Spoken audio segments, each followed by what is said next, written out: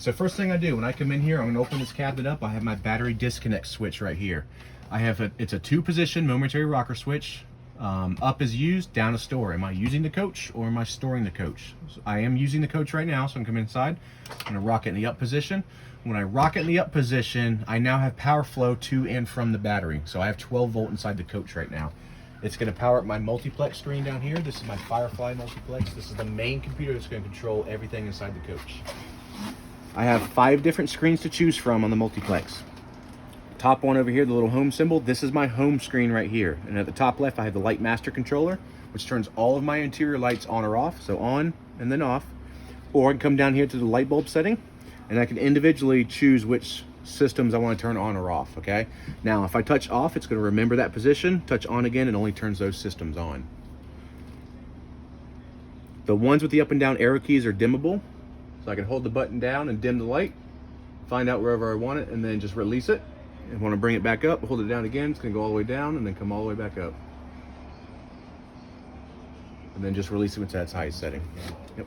Exterior lights are going to be external to this. You do have to actually come in here and turn those on manually, okay? Porch light is this one? Yep. So this one is separate. Down? You have 2 positions. You have up or down.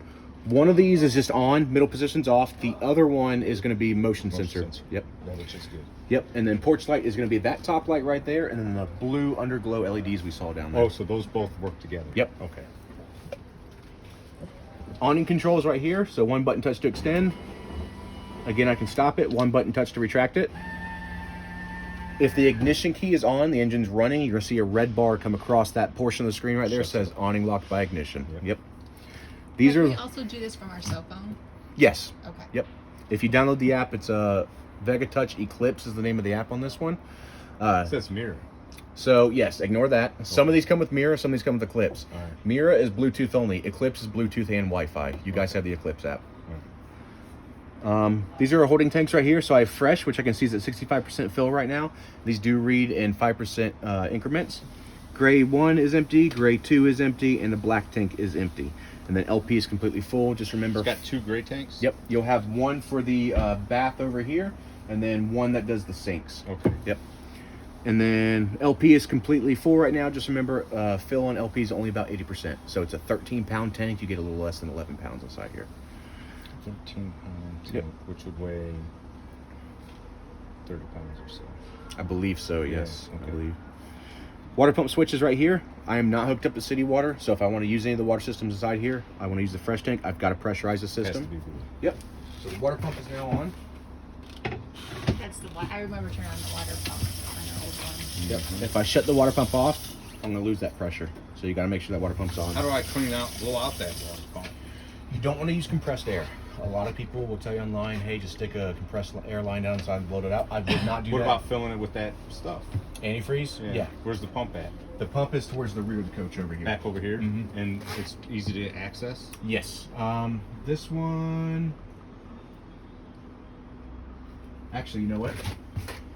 No. Fresh tank is right here on this one. The fresh tank's underneath this. The water pump itself is located underneath here. Okay. So underneath this compartment, there's 2 screws that hold that cover over it. Take the 2 screws out, lift it up, you can see the water pump right there. Beautiful. When you are winterizing the coach, you're actually using the water pump to suck the antifreeze through the lines when you pressurize it.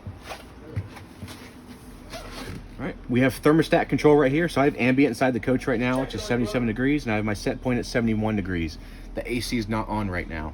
So what I want to do is come over here to the thermometer. I'm going to touch that. I can touch cool to turn on my AC. We'll give it a couple seconds and we'll hear it kick on. Oh, the AC runs off the battery? No, this one is 110. So either I am running the generator or I'm plugged into shore power. Oh, and you're plugged into shore power right Yep, now. we're in shore power right now. I can drive down the road running the generator and running the AC. Right. I They can did do say that. Yep. Now, once the cool is on, I can come in here and set my set point so I can go lower or I can go up past ambient and it'll shut the AC system down. Truma controls are right here. You have another Truma controller inside that panel. I'm gonna tell you guys right now, don't really use that one. Coachman's in the process of actually phasing this controller out and phasing this controller out. The 2021s are kind of the in-between years. So you have the software on the Firefly to control it, but you also still have the regular control panels over here. What So I would don't recommend, use those. what I recommend to your customers is don't use these. Don't touch Yep. We'll have to put a label. Got it. Yeah, Yep. we'll put a label on The panels do need to be there for it to work, so you couldn't just eliminate them. But I would put like a sign or something that says "Do not use this." Now, Use I have everything a off the question. Firefly. So the AC, when we go down the road, we can use this AC. We don't have to use that AC. Yes, right? I It's will totally tell you. different? Yeah, they're isolated systems.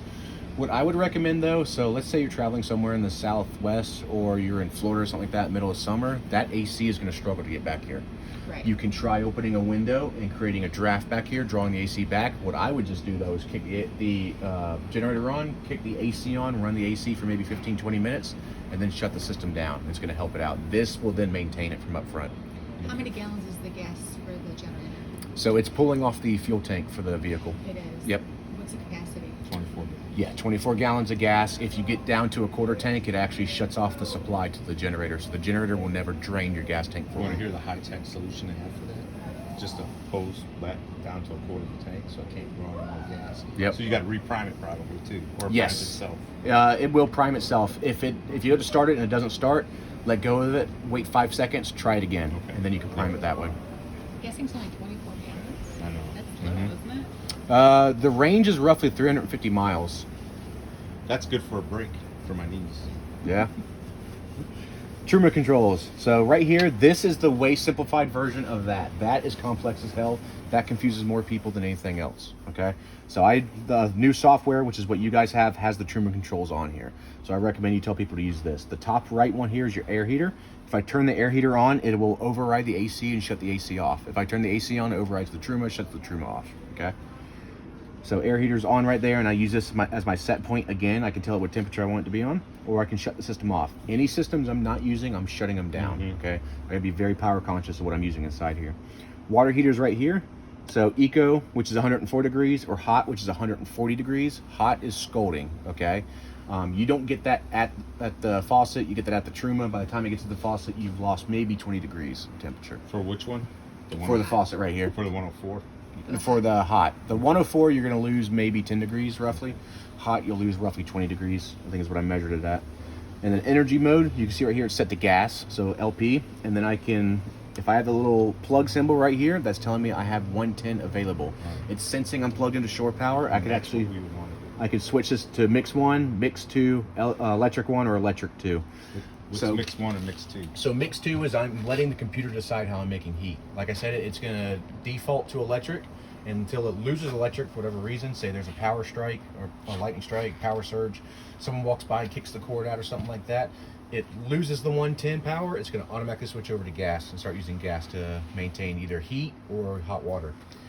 Electric is I'm telling it I want you to be on electric only. And then 1 is summer use, 2 is winter use. So 2 fires up what? 2 is double the power. So you either have 1 800 watt element or 2 800 watt elements for 1600 watts total. Or if you can always just say, I want it to heat up super fast and just throw it on winter mode and then switch it back. You can. You got to be careful with that, especially in Florida. In Florida, you can actually overheat the Truma because they design these to work in sub-freezing conditions. Okay. Yeah, it's very powerful. Okay. If you, that's actually so that one has boost option on it, which is 140, but it gets you there quicker. Too many people are using the boost option, and it's breaking the Trumas. Yes, it'll throw an error code 45 and shut the whole system There's down. hot air coming out. Exactly. Okay. Exactly.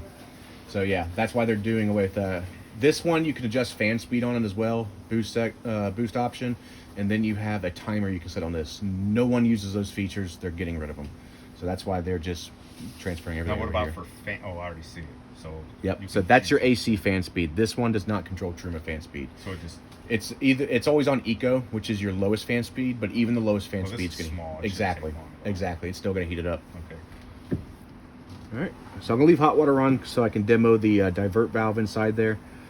Back to the home screen real quick. So again, I can make my adjustments here if I want to. This is battery voltages. I have chassis and house power. If I'm plugged into shore power or running the generator, it will charge both batteries so long as that disconnect is on. If I'm driving down the road and that disconnect is on, it's going to charge both batteries. If I shut that disconnect off, the engine will not charge the house battery. Okay. The solar is the only one that bypasses that disconnect, and it is always charging the house battery. Just the house battery. Yep, just the not house battery. front. Correct. Correct. Generator controls are right here, start and stop. Let me go ahead and disconnect us from shore power real quick. Okay. Is And that then- one? Sorry about that. No, go is ahead. that one an hour meter? Yes. So it has 1 hour. Yep, 1 hour. 150 hours is your service interval. 150 hours. You got to do an oil change, filter change, spark plug Is it something I change. can do? You can. You have to use straight 30 weight oil inside here. The air filter you have to order directly from Onan. Okay. I don't know if there's a place online that you can buy them. There might be like an RV supply store or something. The spark plug, I'm gonna tell you right now, is a pain in the ass to get to. It can be done. It's a pain in the ass though. Yep. So let me disconnect us from shore power real quick and I make have sure a that's quick turned off. question. Yes. If someone's not getting AC, what would I have to troubleshoot? 'Cause I So think they that don't would have be the most 110. question. They don't have Okay. 110 for whatever reason. Got it. There is a breaker on the generator itself. You do have to. So on the underneath the coach is where the generator is. You see the green Onan generator. There's a service cover right there to access it. Take a flathead screwdriver, spin the lock. It'll open the access cover. Bottom right of inside that compartment, you can't really see it, but you can feel it. There's a breaker up and down. It needs to be in the up position. They could have tripped the breaker, which means they overloaded the 110 system inside here and it tripped the breaker. They could have tripped a breaker inside here. So my 110 breakers are inside here, my 12 volt fuses. So they could have tripped one of those. If they were plugged into shore power and they're like, hey, I'm not getting AC inside here, they might not actually be plugged into shore power. The cord could have come loose, or they lost power at the pole for whatever reason. Yeah, start with the socket. Yep, exactly. Okay, makes sense. Yep. Okay, I think So, that would be a Let me number one disconnect question. the